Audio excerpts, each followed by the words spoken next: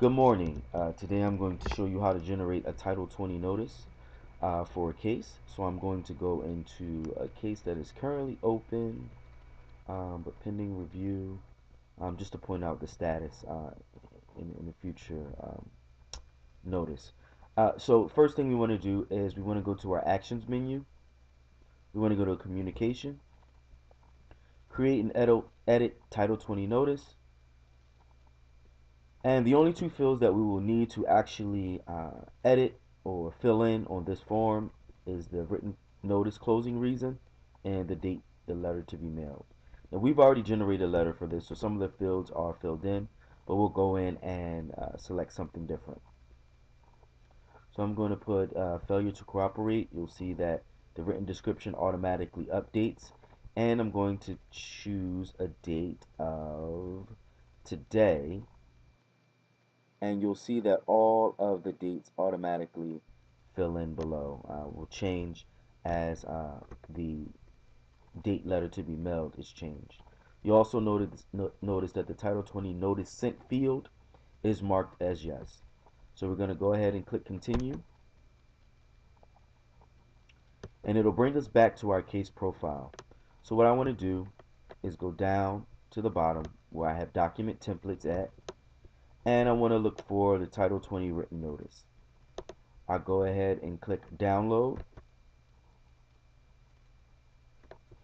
and you will see that all of the necessary information has been populated in the form, including our agency name, the office that it's coming from, our agency telephone number, uh, the close reason itself, also the written description, and all the appropriate dates uh, for this notice.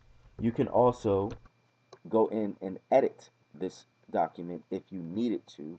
However, I would suggest not to, because you want to make sure that the document that's been being generated and attached to the case file in legal server is the same one you're sending out.